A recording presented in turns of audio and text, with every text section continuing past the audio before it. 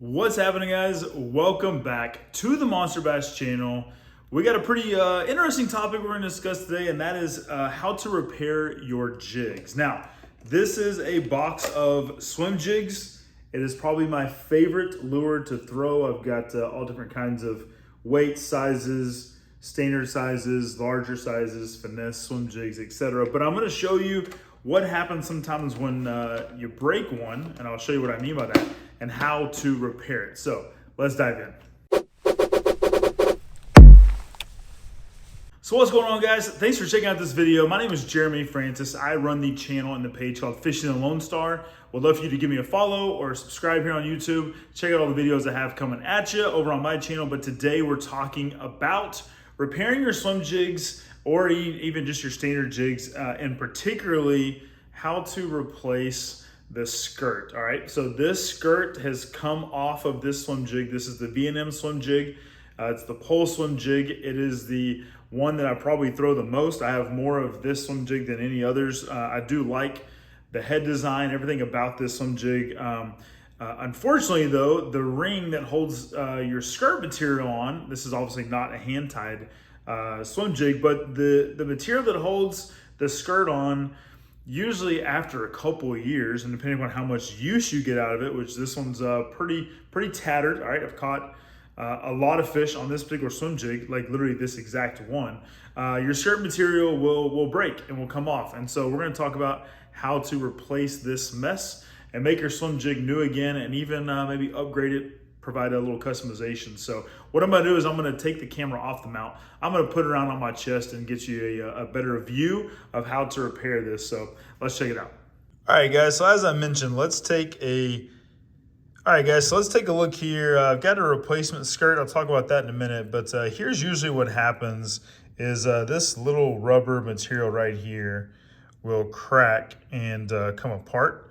And that's when your skirt material kind of all falls apart and you have this mess right here. Now, most of your jig manufacturers do sell replacement skirts, right? So you got a replacement skirt material, and then you've got your jig here, all right? It's a swim jig in this particular case. So what we're gonna do is we're gonna put this skirt material back on this jig, and then I'll put a swim bait on here too. We're gonna make, I guess, essentially a whole new swim jig.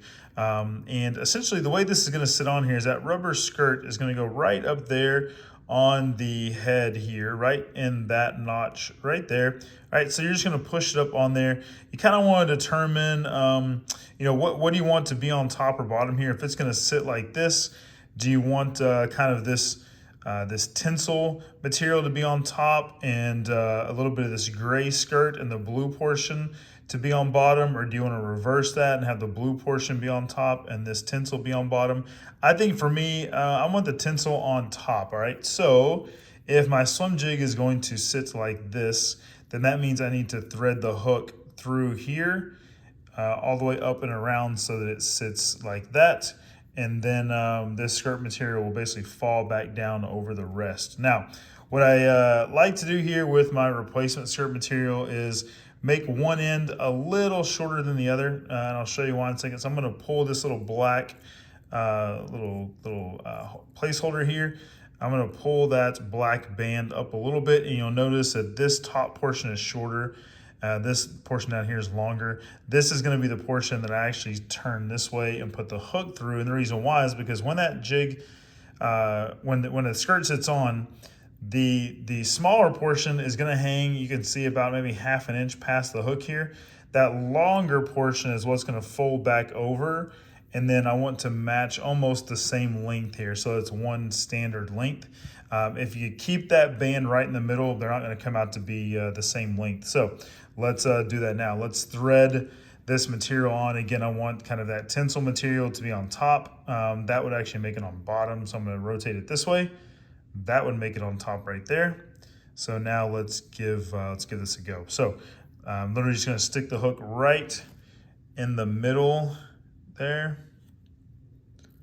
So right in the middle of that band, I'm going to stick the hook right in there. And then we're just going to thread it right up through the top. I'm going to push it over the bait keeper and then push it over that skirt keeper right there. Right? And then now all my skirt material. Sometimes you kind of have to move it around a little bit, make sure that it kind of evens out. So we're going to do that. We're going to kind of move it around, spread it out a little bit, get my tinsel pushed down, bring some back over to the top, kind of space it out some. All I'm doing is just pulling this skirt material around so that some of it came up to the top. You got still some that's on the bottom, just spacing it out some. And then now what you'll see is when I'm done, I've got a new skirt on my swim jig here. Don't worry about this tinsel stuff. It'll lay down in the water calm or while it's going through the water. So it'll be a little bit more calm. And then let's do a paddle tail on the back of this thing and see what it looks like. All right, so we've got our soft plastic paddle tail here. I'm gonna slide it right onto that hook. One thing I like to do here with the hook is kind of figure out exactly where that plastic is going to come out. It's going to come out about that third ring right there. All right, so I'll kind of hold my thumb there, kind of remember that, and then I will just slide the plastic right on the hook. Make sure the hook comes out about that third rivet, just as I mentioned, or that third kind of indention there. Move my skirt material back a little bit, push that paddle tail all the way up, and now I've got the perfect little swim jig presentation right there. Again, this tinsel material will fold down in the water, creates a nice kind of sparkle, but there's a unique little swim jig now, custom creation, if you will, right here, that I can go out and now throw this weekend with this fall pattern coming up. All right, guys, so there you have it. Replacement skirt on my swim jig, right?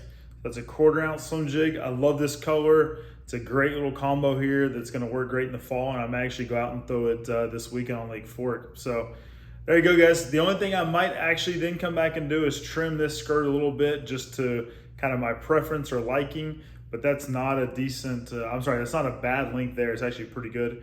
But let me know what you think. Let me know if you replace the skirt material on your jigs, swim jigs, etc. It's a great way to take your jig head, whether it be a swim jig, casting jig, football head, etc., and get some more longevity out of it. You can usually get the skirt material from your favorite jig manufacturer for, usually you can get 2 or 3 packs or 2 or 3 skirt material, replacement material for $3-4.